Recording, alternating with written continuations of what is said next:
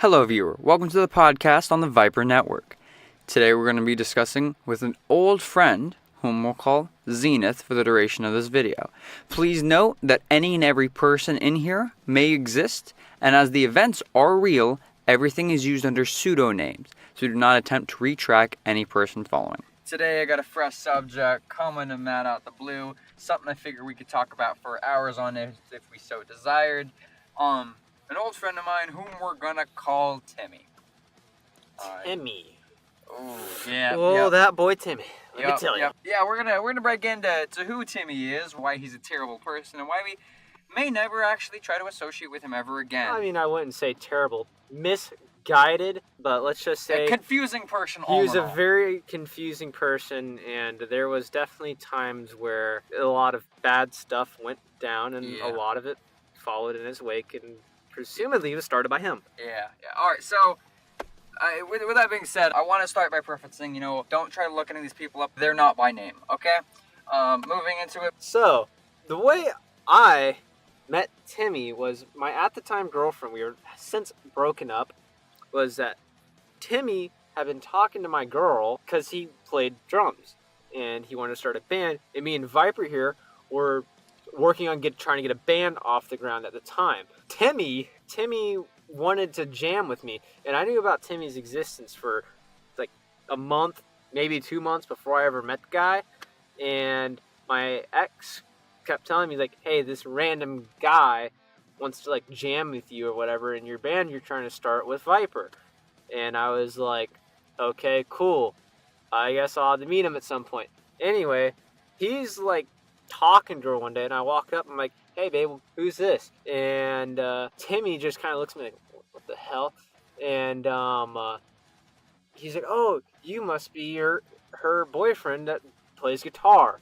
And I was like, yes, that is me. And that's basically how it went down. It's been a hot while. It's been about a year and a half. And I ended up meeting him. I had a class with him, and sitting in that class, I ended up meeting a good friend whom we're gonna call Scrungalo for the time being. He is another band member of mine. I met Scrungalo and we started talking because Scrungalo turns out is a phenomenal guitarist. All right, and he ended up coming and we started talking about putting together a band and stuff. And our boy Timmy over here overheard and was like, hey, I hear you guys are looking to form a band. I'm a drummer, or do you guys need a drummer? Can I join in? And Scrungalo and I talked about, okay, that's cool. And I mentioned my other guitarist friend, Zenith here, and long story short, we turned into a band. Anyway, but the problem with Timmy was he's how shall we put this, misguided? There's a lot of words to describe There's a lot of words to describe him. Basically, this Timmy character, as we're referring to him as, he said a lot of stuff that wasn't true. Like, I don't mean like, oh yeah, I was this blah blah blah. Yeah, he claimed to have done this blah blah blah. Those things went as far as claiming to have lived on the streets for 10 years. Yeah, so being homeless. So after talking with him, with me and Zenith, on separate levels, we end up all kind of deciding to meet up. We created a group chat where we also had texting each other, be like, hey, a band, what are y'all thoughts? And every one of us were like, hell yeah, let's make some music. Yeah. And we got eager into it. We started meeting up in places, and started meeting at my house a lot and talking and all that jazz. And through these interactions, we end up learning more about each other. Yeah, at this point, me and Viper here have been talking about seriously considering a band for almost a year at this point. Yeah. And we were both starting to hoard equipment for it. And sometimes, Zenith and I here, we've known each other for 7 years? 6-7 years going on now. And, we've been friends for a few. And so when we started doing this, it was like, hey, new people, new friends and all this. But a lot of this, we came to find out the truths and the lies through communicating with each other and what we've heard. And there's a lot of that's going to be going on as we define sort of timeline of this. I think we should go ahead and talk about some of the lies he was feeding us, because he told us all different things. He told us a lot of things. So first meeting, right, was pretty smooth. It was mostly just us in person. I didn't think we even had. Well, no, the first meeting I had my boy Timmy grab his drum kit. I had Zenith and my boy Scrungalo on their guitars. They brought it in. I had a rigged mic set up. we all kind of sat together and we're like, all right, let's see what the hell it is that we can do. It was a long night, and it turned out to be, it was just a really fun night. We all figured out that we were, capable in many ways and all that jazz, and everything seemed to be going off well. And we decided we were going to start meeting, about once a week, and we kept doing that for a few weeks. Yep. Friday night band meetings, that's what we came to do. Friday night? Anyhow, so, going into this, I ended up, we both ended up kind of gaining a nice close friendship bond. I had classes with the other two of these guys. I'd known Zenith for a few years now. And we all talked separately and joked around and became sort of good friends. We got friends. We became friends. We met a lot. We talked a lot. And we ended up starting to catch some stories of the past. We'll put it in those terms. So Sammy started talking to us a little bit of his past life. One such story was about how he used to live on the streets. We'll put it in those terms. The streets Yes. of the Philippines, and how when he was 12, he saw a girl get snatched and murdered. Yeah, and he also used to talk about how, I guess, he used to live up on the downtown side of our city, and how he, I guess, pushed drugs at one point, and also was in gangs and did a bunch of murders and stuff. Yeah.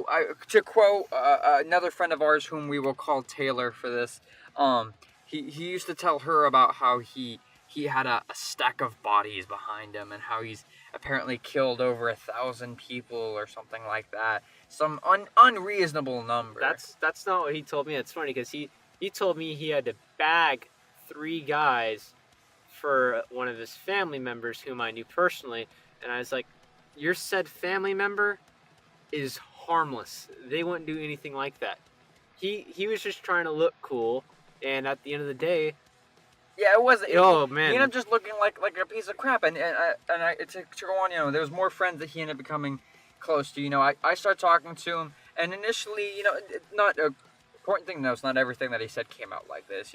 There's a lot of things that we were able to talk about that were not these unreasonable, lies and all that jazz. And so he ended up meeting the rest of our friends in our friend group. So, we talking about Taylor and another friend whom we call Queen, and kind of meeting and talking to those two. And we kind of became close friends, but slowly and surely we started to collect the BS of what he was saying. This took place over the course of probably about 4 months. We were figuring out the BS. Probably took plus 4 or minus. 4 to 5 months. Granted, the total time that I was a friend with this dude was about a year, and most people died off a couple months prior to me. Yeah. I think his last actually. It was up at the our local mall with him about a month and a half, 2 months ago. Oh wow. Uh-huh. Yeah. I would say I stopped talking to him months back. Then again, I didn't say, yo, let's meet the mall. I was there, and he happened to be there at the same time because one of our other friends, who we'll call Tall Boy is like, hey, you want to go hang out at the mall? We got to go pick some stuff up. And I just got off work, and I was like, oh, screw it. And then I hadn't known, but Timmy was also invited, and I got there, and for these purposes, like, we'll call him Tall Boy. I'll call him Tree, most likely, something to that extent. Tree, Tall Boy, same guy, yeah. So again, these are people that were in our friend groups that we end up kind of introducing him to and all that jazz. And I know I'll start with one of the very first incidences in which the communications bounced and we all started to realize the BS, or at least from my perspective. Again, 2 different people, we have 2 different views of the guy. So one of the first real bad cases that I found is I got a call. I'm sitting there. It's probably 8 or 9 at night. Modern, not super late, anything crazy. And he calls me up and he's talking to me, and he's trying to tell me that he is on a flight back from Russia. I think Zenith is starting to remember this incident. I got the same call actually. I think probably about 10:15 that same night. I do remember the date. It's February 11th, 2018. Yeah, February 11th, 2018. I remember this date very specifically. See, my profession is I'm a welder. So I end up working with angle grinders, cutting torches, cutting wheels, all sorts of stuff. But my primary is weld. So, stick welding, whatever. That February 11th, that afternoon, I was working on a buddy of mine's Jeep who is unrelated to this story. And I think we were building some running boards. And I was using a cutting wheel on an angle grinder, and it had pinched the blade and kicked back and tore me up pretty good. 11 staples in my arm. That was the same day? Yep, 5 in my chest. Here's how this worked. Yeah, Here's how this went down. On the way home that night from ICU, I called Timmy. I was like, "Look, dude, I'm be out for the next 2 or 3 weeks because I got 16 staples, like 20 stitches, bunch of stuff just cauterized. I'm tore up pretty bad. I can't walk without ripping my rib cage back open because I kind of had to it's bad." And yeah, that was a bad incident. He got eaten by that angle grinder. In fact, here we are over a year later, and I still cannot laugh because I still have a big hole in the wall muscle of my chest. So if I laugh, it does kind of hurt, but that doesn't stop me. Anyway, I called him and be like, "Yo, I'm be out for the next week and a half to 2 weeks until I'm healed up enough to get back on the guitar and on the bass." Anyway, I'm like, "Yeah, I'm gonna be out for like next week and a half, 2 weeks." And he goes, "This is like 10:15, 10:30, somewhere in there, I think. I'm on my way home from ICU, the intensive care unit, because I had internal trauma and it really sucked." Anyway, so I'm on my way home. I don't want to deal with any bullcrap. I just want to straight to the point. I want to go to bed. And he's like, "Oh, well, that's funny, but I'm on my way back from Russia. I'm in the cargo hold of a 747. Yeah, he said that very specifically. Now, a couple of things to know if you don't already know this is a 747 is a big freaking plane, and the cargo hold of it is not exactly what you'd call soundproof. During flight at, I think they run about 32,000 feet. I was at one point, I was in the Civil Air Patrol, so we had to do we had to have a lot of general plane knowledge because we were plane search and rescue for if a plane crashed down, domestic only. Anyway, so I have a pretty good knowledge of most commercial and private airplanes, Boeings, Cessnas, Grummins, you name it, I probably know it. And I'm thinking to myself, let's see, at 33,000 feet at a non-pressurized cargo space, you should be dead because at 10,000 feet, the air is so thin and there's so low oxygen and such high nitrogen content, you pass out. At 32 to 33,000 feet, you should be dead. And even assuming there wasn't, noise. And then even assuming that wasn't it, not only is it that, you're almost at sub-zero temperatures up there. He would have froze to death. Okay, and the noise from I think there are 4 engine. I believe there are 4 engine. Jets. 4 jet engines. 2 to 4 jet engines. I cannot remember on that specific plane.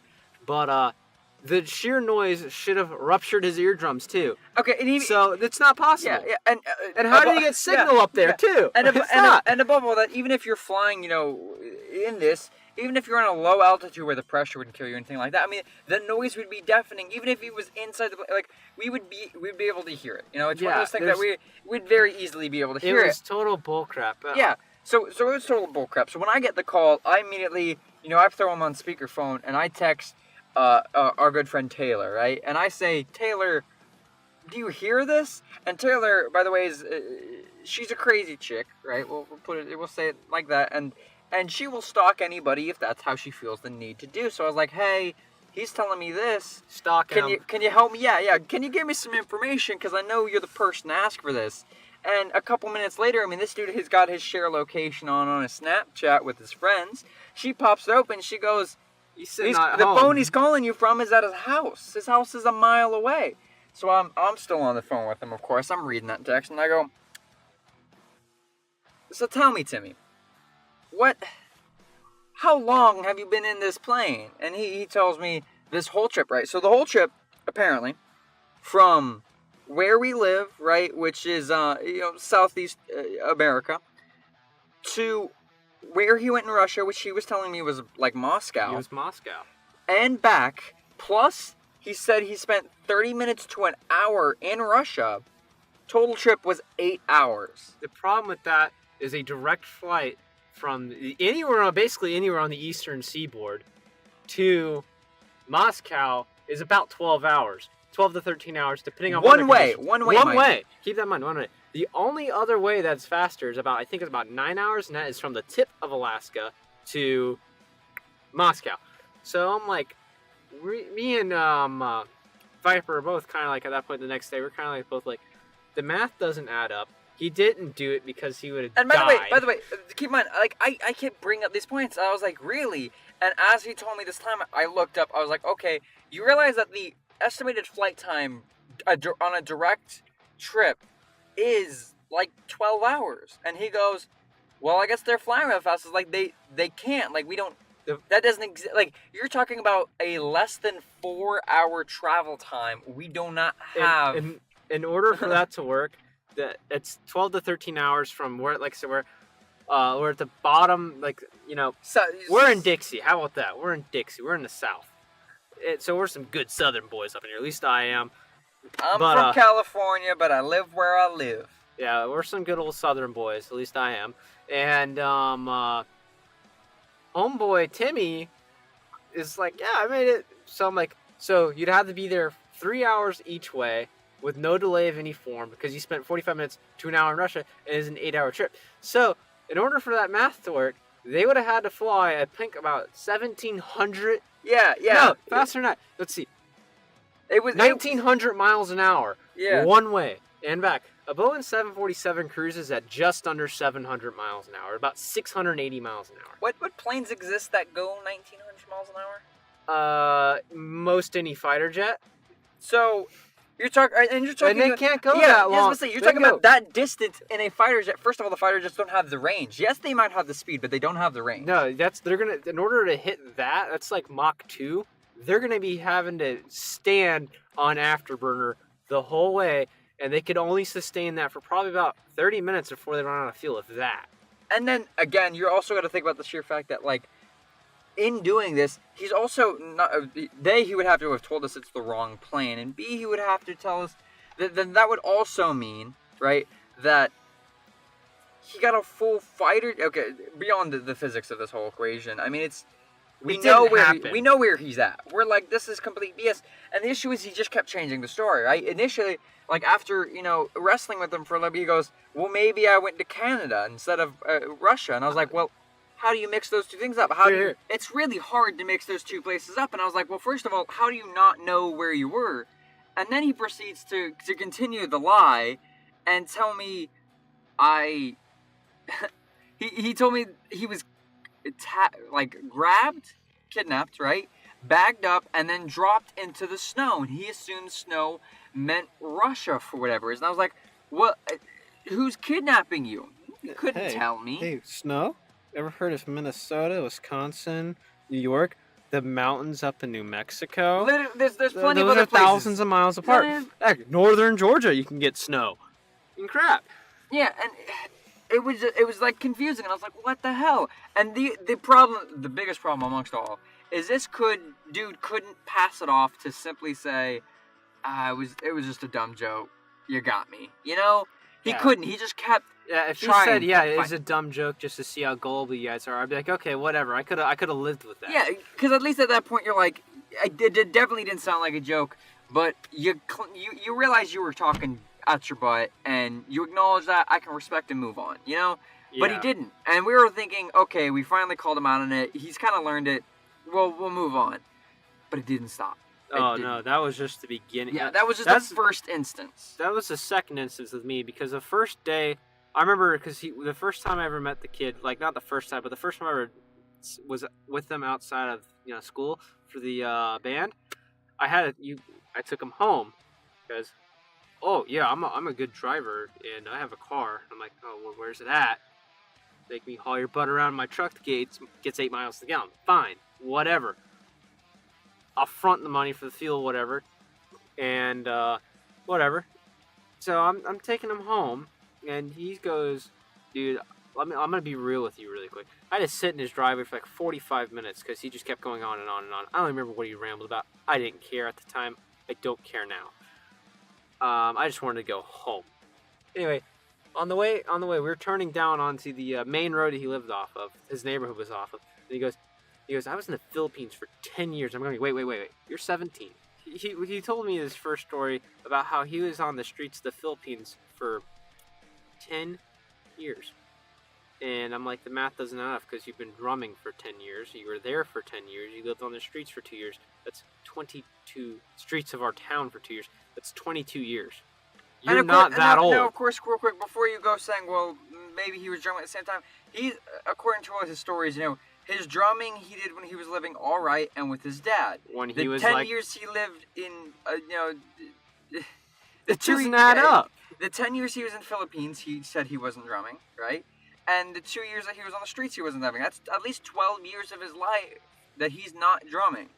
Which means the other 5 years are not 10 years that he hasn't drummed. And mind you, he also said he hadn't been drumming in 2 years. And that 5 years, so he started drumming the day he fell out of his mother's womb? No. Yeah. Obviously not. He's not going to really start until he's 3, 4-ish at best. I'd say probably 5 or 6. Yeah, I mean, I picked up guitar when I was 9. Yeah, it just didn't add up. And I was like, dude, okay, whatever. I didn't feel like arguing with him because I was like, man, if this guy starts really, like, he wants to get in a fight with me in my truck over it because I don't know him that well, he was like yelling like, dude, that's all. I'm like, you're pretty worked up, and I don't want to have to get in a fist fight with you while I'm going down the road at 40 in a 9,000-pound truck. That would not end well for anybody. So I was like, whatever, and I was just trying to get him out of my truck, so I didn't want to argue with the guy. And he's like, when I was like, I think he's like, when I was 10 or 12, I saw this little girl who's probably about 6 get snatched up and killed, man. And I was like, huh. And when I was 10 or 12, I was deployed to Afghanistan. It's just layers. It was layers of BS, right? So and then we started getting into new instances. First of all, we started to get a lot of tension that happened at bandmates because at first everything was cool because we had his kit there, and then we got to the point where it's like we had been practicing and getting chemistry down for a while. We're like, all right, let's start working on composing a song. I had personally started accumulating a lot of equipment. The booth you're in, that you're hearing me in, is an accumulation of, around a year and a half's worth of work. And I'd been slowly building and adding components to things like to get to this point. Picked up a couple new amps and some pedal boards, a couple new guitars, a lot of whatever. things, evolution that happens. Mixing boards, whatever, software. So a couple, probably a month or two in, I pulled the gun on getting a bunch of these different things because I had the funds. And I was like, sweet, now I had just enough to really start getting into making a song. And for limitations, I was like, Timmy, we can't record your drums. We don't have what we need, so we're just going to do MIDI drums. If you don't know what that is, it's programming your drums in. A drum machine. Yeah, we use a sample of an actual, like, somebody else's kit. Whatever. Yeah, and we build a kit, and then we program all the drums and stuff in. So I was like, all right. We're gonna do this, and I need your help in order to do it, right? So it turns out, like, the night that there was 2 nights that I sat down and was attempting to do this with him, and in those 2 nights I effectively got nothing. Every time he would start to make something, he would immediately delete it because he didn't like one certain component, and we ended up with no progress. So eventually one night he wasn't planning on showing up, and this was the beginning of many nights where he would simply just wasn't available for no reason that any of the rest of us could see. And my boy Scrungalo, he's a phenomenal guitarist and also a fairly competent drummer, all around great musician. He was like, I'm tired of waiting. I got into this band so we can make music, and that's what I intend to do. And so Scrungalo and I sat down and spent 6 or 8 hours, and we put together all of the drums. And because we had already gotten a decent idea as to what the guitar riff and all that would be. We put together all of the drums in one chunk, and then by the time the drums were ready, a bunch of the other bandmates had come. Zenith had showed up by then, and we ended up meeting and starting to compose the rest of it. Yeah, record it. This song took us almost 4 months to write, and it's not because of the problem that the last song we wrote took like 4 months. And it wasn't because, we didn't have ideas. I wrote the rhythm and bass parts, and Scrungalo did the leads.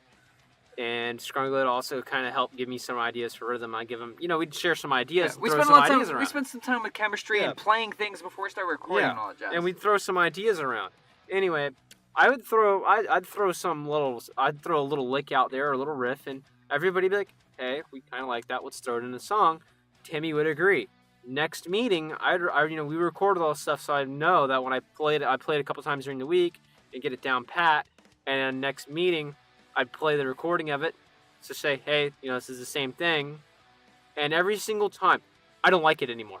It's not the same. Yeah, so I'm like, it's the same as the recording that we liked last week. Yes, come on, it's the same recording. This was the big issue. So he would stop appearing a lot of times, and then on top of that, his opinion was very inconsistent. Right? When you're talking to him straight to his face for the first time, you come up with any idea, and I mean any idea ever, it was immediate agreement. And that was the reason why it took us so long, you know, like a year or plus, to realize what was wrong with him. Because, you know, on the surface, he seemed like a good, nice guy, because you'd come up with ideas, he was always super hype and energetic about it. But what we found out was, like, you would say that, and then immediately, the second he would leave sight of you, he'd be talking about how trash the idea was. He would do it behind your back, and the next time you'd meet, he'd be like, well, that's what I told you. And you'd be like, it 100% wasn't.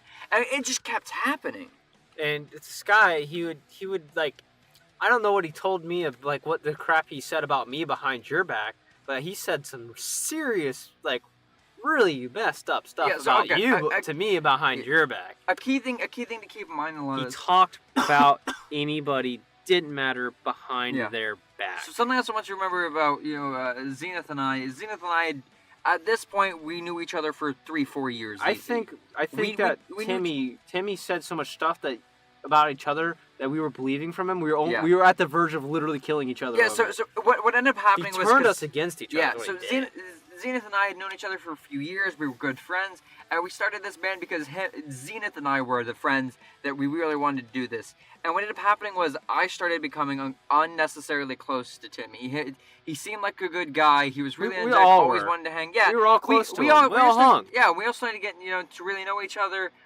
There was even talk at one point about Timmy moving in with me for varying reasons and whatnot, because of a lot of the lies that he fed about how terrible. Of the bull crap. Yes, because he used to talk about how his dad was a J-hole, and how he beat him, and how his dad was a nice guy, and how his mother was like literally Hitler and stuff like that, or his father's fiance, as he had to reinforce and all this shit. And talk about how and in the end say, if you're not paying too much attention, it sounds like he's saying that his dad's being a jerk. But when you really start to listen to the particular situations, what he would be describing is like, he got terrible grades in his report card. So his dad told him, you know, he can't go out and hang with some guys. Or this or that. And it was like punishments that genuinely did just make sense. Like, you got crap grades, so you get punished. Or your dad told you clean something up and you didn't, so your dad came in and yelled at you. Yeah, that makes sense. You didn't do as you were asked. Yeah, or, hey, be back by this time. I don't have a curfew. I never really did. My parents like, whatever. If you get caught by the police, you got got. That's not our problem. You got to learn the hard way. But then again, like I said, I come from a very strange, shall we say, family. Conservative. Very conservative. But anyway, so you get home 20 minutes late, and then his dad be like, where are you at? And then he'd just blow up on his dad. Yeah, and the problem was like, so one of the other big issues that happened with all this is this was never somebody who could react in a small way. Every time he reacted, he overreacted. And overreacted? That's an understatement. He was nuclear, like a nuclear explosion. Yeah, so what ended up happening was slowly we started to see these things between like the lies and like, you know, when he would, you know, because he would tell you really nice things to your face, and as soon as he turned around behind your back, he would start talking crap. We'd be sitting there and playing, and Zenith would be playing a sweet riff, and we'd be like, hell yeah, we like it, and Timmy would be like, dude, yes, let's throw that in a song. And we'd be like, all right, well, we'll think about it, you know, we'll add on to it, we'll practice it, next week we'll address it. And then the second that, you know, let's say Zenith would leave early that night, Timmy would immediately turn around and be like, God, that was terrible. Or the next day he'd be like, he's such a bad guitarist. And he would say like things like that behind your back, and it's like, whoa, but you were, and I would approach him and be like, you're telling me this now, why didn't you tell these things to him? Well, he was there, you know. Yeah, before I waste my time learning it. Now, keep in mind, there's a lot of meetings I wasn't there, but that's because there's a lot of. I'm a welder. Sometimes I work from 5 in the morning till 10 o'clock at night. Yeah, it happened. There's a lot of little chaos and issues. So Scrungalo, a good boy, he stood by a lot of this. He's really good about not getting into drama, and so he stood up to the side, and a lot of this, like, he was phenomenal in all way, shape, or form. And he kind of sat up to the side and realized all the BS. Like, anytime Zenith would play something he didn't like, he was straightforward about it. He'd be like, hey, I don't like this, or hey, maybe not, or hey, let's try to record this. Yeah. He's what I would call him, you know, an audio technician. He's someone who plays something to a T perfectly, and he makes sure he does that kind of a thing. Yeah, he's a phenomenal guitarist. Phenomenal. Great musician.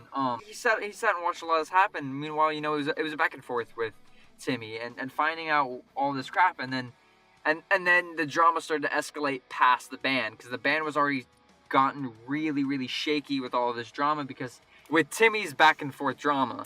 Timmy was turning us against each other, and because we all thought he was a cool guy, sure, there's the whole Russia, Moscow, Philippines thing. But keep in mind, at this point, he'd said, yeah, none of that stuff's true. You know, I was just trying to get some clout or whatever you kids say nowadays. It's important to note that, you know, he did come clean at one point. At one point, he did turn around and come clean. Now, I say come clean. I don't remember if I showed you actually the messages. So the moment when he came and told us that a bunch of these lies were lies, he had actually texted me prior to going through and telling everybody this. Hey, I'm going to tell everybody that all these things were lies, but I want somebody to know that there aren't lies, that these are actually true, and I'm only telling this to people to make them breathe. I have some messages about that, too. In fact, he told me, let me see if I can pull these up really quick, something along the same lines, as in, like, hey, let's go start, like, other things like, hey, we can, after all this is over, we can go start our own band or whatever, because this kid lived and breathed band. I did, too. But not to that extent. Yeah, it was a lot of drama. But what I'm trying to say is, like, it started to pull outside of band, because the band itself has already started falling apart, and it started coming to our social life. Because at this point, you know, you gotta think, we'd known the dude for several months. You know, he was kind of already starting to mingle with a lot of our friend groups. So the one girl whom I'll mention called Taylor, I ended up starting to go out with. I started dating her. And about a week into dating her, I found out that him and her, I guess, had been talking and ended up wanting to go out instead of me and her. Another thing to note is there was chaos going on with me. I have a lot of problems, to say the least. And it was not a good situation for me anyhow. First of all, I should not have been dating Taylor, but that's because of other issues that another podcast can discuss. Oh, gosh. But him and I ended up saying, okay, fine, whatever. And Taylor left me for my boy Timmy, and I was like, all right, Whoa. That's how that be. And then for a week around that time for a week I was committed, but that's besides the point. And then afterwards, of course, they broke up for very obvious reasons of him being a liar and her not being able to take That's a good word lies. To describe him. Sorry to interrupt you. Yeah, this kid was a mother effing backstabber. Yeah. If he hears this podcast and he has something against us, because I think he'll be able to figure out. Well, okay, here's the thing. But... If you think this is about you, you know who you are, Timmy. Yes, it is. 100%. And it's not because we're here to bash you. I don't know about you, Viper, but after this, I think I'm going to feel very much better about the situation, because it really jacked up about a year and a half of both of our lives. And bad. And it really only ended a few months back. It's still pretty fresh. It only ended 3 months ago. Yeah, for you, a little bit 3 or 4 months ago. A little bit longer for me. I've kind of been pushing away pretty hardcore, but it's a thing to note that there's a lot of things that happen. So again, you know, he broke me up with a girlfriend of a girl I've known for 3 years that I've been talking to. He tried to turn me against several of my closest friends, Viper included. Yeah. Just because he could. And the biggest problem that was above all is nobody could find a reason as to why. It's not like he was doing this to gain any person's approval. It was just raw chaos, unadulterated, unpointed chaos, and that's what he would stir. We spent the final 6 months of us dealing with him, we were all of us, you know, Tay, Timmy, me and Viper, we were trying to figure out the pattern. It was no pattern. There's no reason. It was metaphorical blind shots and blind jabs. That's the thing. It got to the point we were like, because we couldn't fix him. You know, he wouldn't stop approaching us, but at the same tier, he wouldn't stop fixing things. And there was a lot of problems, and we kept testing with things. You know, at one point we were starting rumors that we told everybody they were rumors, but Seth, we were trying to say stuff, trying to figure this kid out. And we had a lot of talks trying to figure out, and one situation such, so, a long story short, he had been having some beef with a friend of ours whom we previously referenced as Queen. Whom he ended up dating for a little while, and that was a catastrophe. So upon their dating, keep in mind this kid, amongst, you know, as we said, has very explosive problems and can never deal with anything. He tends to get kind of aggressive, and it's a lot of things that we didn't want. You know, I, as somebody who had become really close friends with Queen, didn't want her to be in a relationship with a guy who I didn't want her to be with the guy who was as aggressive, who was He super was aggressive. And one of the super things that happened aggressive. was But when Timmy would get mad at a problem or something that, like, let's say wasn't an issue that Queen would do. Like, let's say she talked to this guy, right? It's not that she was flirting; she was simply talking to him. Maybe he was a classmate or whatever, right? He would get mad, and I watched him. She would tell him these things or whatever. She'd be like, yeah, we were just friends or whatever. He'd get mad and he'd turn around and he'd punch a brick wall. He'd punch a locker. And he'd show to the point where he'd bleed. Yeah, he'd show these really hyper-aggressive signs. And then when she would be sad, which she went through a lot of depression at this time, diagnosed, right? She's a diagnosed bipolar. And she was having a lot of problems, and she really wanted somebody who could help her be happy. And that's why they started going out, was he believed, he kept telling her, hey, look, I'll be by your side no matter what. I'm talking to you, and he would talk to her through a lot of nights where she was having problems and be like, hey, I'm always here. I'm here to make you happy, and try to help her out. And she was like, great, this is going to be one of those guys. And what ended up happening was, because she was perpetually sad, he reached the point of going, I can't do this anymore. I can't be with somebody who's always so sad, somebody who can't be happy on their own, and who always and he kept saying all these really mean things, and eventually, obviously, it drove them apart. But at one point, I was like, he hit the walls or whatever, near her, and I heard about that, and I was like, hey, if you hit her, well, no, we're all gonna hit you. Well, what I told him in specific, another friend of mine whom I personally called Redneck. If you're offended by me calling somebody Redneck, he appreciated and respected the term. I'm a redneck.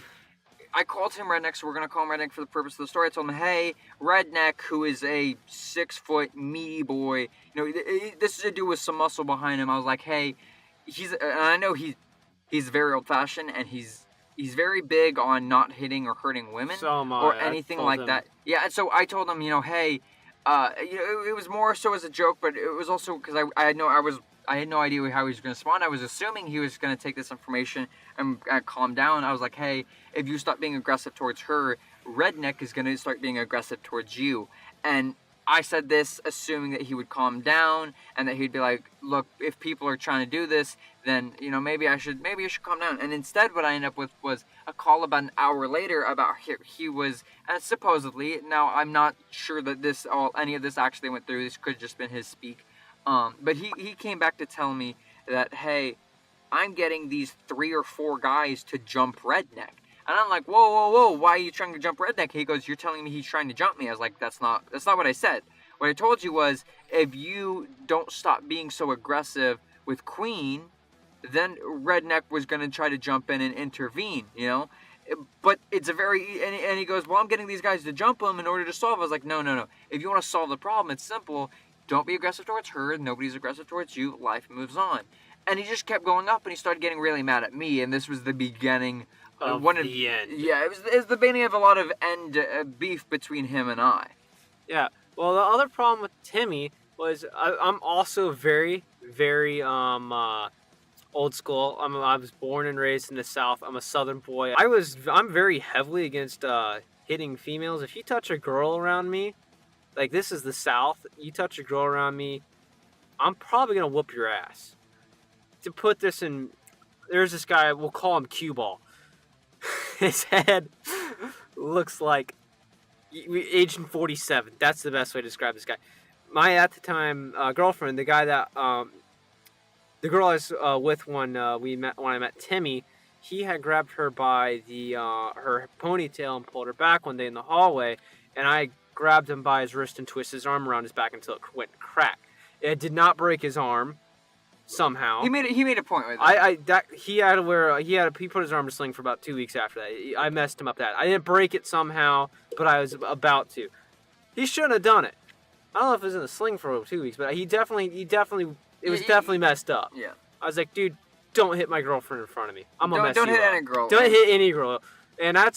And he was getting aggressive towards me. Like, one day I tapped him on the shoulder in the hallway, and he was with Queen, and he turned around, he about punched me in my face and started screaming at me about how I shouldn't walk up and hit him and stuff. I'm like, dude, I tapped you on the shoulder. If I hit you, you be on the ground. That was another thing. He would get kind of jumpy about things, and then afterwards play it off as if he's some big, hyper-aggressive guy, and he used to tell a lot about... PTSD. Yeah, I'm like, and don't he used- claim to have PTSD Yeah, if you don't have and PTSD. he That's used not to, cool. and he used to tell us a lot about how, you know, he's been through all this crap, and how he's this, you know, been all this fighter and all these years, and all this jazz, and it was a lot of dumb stuff and a lot of dumb beef, and anytime we'd get him into a fight, he was not nearly the tier which he described and defined he was. And then things rapidly began falling apart after, of course, the last story which I told, where everybody reached the point, you know, once he broke up with Queen, we all kind of reached the point where we're like, dude, you're not good, get out. And it was just a lot of that happening. And then shortly after, you know, even right after I stopped talking to him officially, I told him, hey, this ain't working. You know, it was a phone call about all the crap, you know, a long 2-hour phone call probably. We were talking about all the stuff that had happened. And I finally told him, like, look, I can't anymore. This is just, it's a lot of dumb stuff has been happening that I don't need in my life. I can't talk to you anymore. I can't do this. And afterwards, I started learning even more about all of the crap that he had done, you know, while all this stuff was going on. One such instance was I found out in my house, you know, I'm you know, a teenager. I live in a house with my parents, and they drink, and they had some of those, you know, little mini tequila and whiskey like bottles. some Fireball or something. Yeah, like, well, they're like the small, you know, like maybe 1 ounce boys, like yeah, little the shot, little one, yeah, little shots. flask. Well, no, Like, they're not a flask. flask, but like flask size. It's like, they're small. No, they're smaller than that. Oh, shot glass size. They're like the mini bottles or whatever, right? Oh yeah. And by the way, they had a bunch of those, and I came to find out that they had a bunch of those go missing. Now, something that we had noticed in talking was, okay, I knew for a fact I hadn't drank them. Let's preface this. This kid has shown up to school drunk off his ass before. Yeah, we're talking about a kid who's shown up to the, you know, our public high school drunk off his ass. Drunk enough that he was barely able to stand. And by the way, he's also shown up to our school pretending to be drunk off his butt, and we could tell the difference because we've watched him be drunk off his butt. You could smell the alcohol on that kid. So of course I was like, okay, first of all, nobody else in my group I know drinks. I know maybe 1 or 2 person who might have tried it. We tried a drink, but I don't know it. Nobody else in my group I know for a fact drinks. And on top of that, you know, when the group meets, right, we normally all stay together, right? We stay in a group, with the exception being Timmy. Timmy would almost always, he would wander off into... For 20 minutes. Another room for chunks of time. And finally, you know, we'd be sitting there working on something, we'd be like, all right, maybe we need to adjust this drum part or whatever. Yeah. We try to get a recommendation, or we try to talk, you know, like, just talk to him. We were writing his drum parts while I was out of him. I never really bothered with him because I figured, hey, maybe he's like in a private phone call about something going on at the house because he had all these, in quotations, home issues that didn't exist. We kept thinking that, maybe there's a lot of problems and things like that. And what we ended up finding out was, like, he was just, like, every time I'd look over, he'd just be sitting down in the side, either looking at his phone or tapping on his legs or whatever. And I was like, there's only one person in the world who could be doing this. So, long story short, I mean, it turns out still drank a bunch of those bottles. There was also a bunch of other little mysterious items that kind of disappeared from my house during our endeavors. I never left a kid in my house because I'm very, very keen about being able to tell when something's I can look at somebody. I don't know why. It's really weird. It's like a sixth sense or so almost. And I can talk to somebody for about 5 minutes, and I'll be able to tell you 100% accurately if there's something off about this guy. And I told Viper the first time I met this guy, I said, did I not say? I said, hey, this guy, there is something off. Be careful. Yeah, I did. And I remember, like, I knew talking with him, I was like, there's a fakeness to him, and you can kind of tell that. But it's one of those things where, like, because of how he goes about being himself, he goes about it in a really nice manner. Well, he goes about it in this really nice manner. So you're like, this kid feels really fake, but fake in a way that I can enjoy, and therefore I wanted to. It's kind of funny at times. And to be fair, like, I had a lot of other things going on at the time. That's for maybe another podcast or so that I had going on. So I wasn't even thinking about that. I was mostly like, yay, music, that's an escape. Let's go have fun. Let's go do some things. And I was completely pushing out all the sketchiness that this kid was radiating completely out of my mind. And mind you, like, I got to a point where being real close friends with him and not even realizing just how, like, everybody around me was telling me, how sketchy he was. Yeah. And I refused to listen. This And guy so was finally, I mean, like I sketch. said, he broke every single person in the group individually before, and finally as a group we were like, no, you're terrible. You've torn us all apart more than once, and we can't have it. Yeah, like I stated earlier, this podcast isn't here to be like, oh, F this guy, F this guy, F this guy. I don't know about for Viper, but for me, like I said, this is still fresh. This happened 3-4, for me, it only ended 3 months ago, if that for me. No, it ended less than that, 2 months ago for me. I finally, and I was like,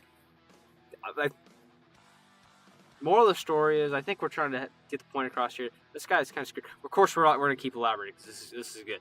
But like, take this as a lesson, and don't let something like this happen to you. It's not worth it. The key point that I want to make here is that, you know, sometimes you gotta trust your gut feeling, and sometimes if somebody seems paper, you know, no matter how nice it may feel to be around somebody who's as complimentary of what you're doing, it's not worth it. If they're not real, you know, somebody who's not going to be real with you, if they're a thought, somebody who's not going to be real with you, somebody who's not going to tell you the good and the bad, somebody who's that's not a whole person, you probably shouldn't trust them. You know, you can never ever in the entirety of your life will you get the good without the bad. You're not going to find somebody who's willing to say nice things and not bad things. So, you know, don't let yourself fall victim to that. Yeah, and you might be thinking, oh, that's common sense.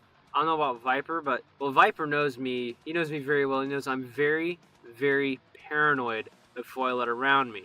It's because I'm. Let's face it. I really don't trust people. I've been stabbed in the back several times before this. So at this point, and I still am this way, I won't give my phone number to just anybody. The only time I just give my phone number to some random person is because it's for work.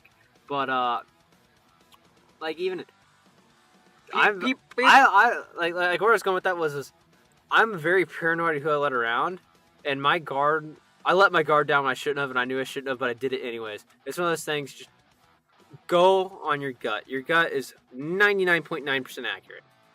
It can be. So again, trust your instincts sometimes, and really think about, you know, before you go and talk to that person, before you really start knowing that person, how real are they being with you? You know, are you talking to a real person, or talking to somebody who's just trying to appeal to your views?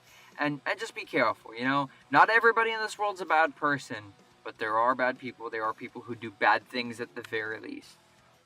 And again, you know, the point here, like Azina said, we're not here trying to trash talk Timmy.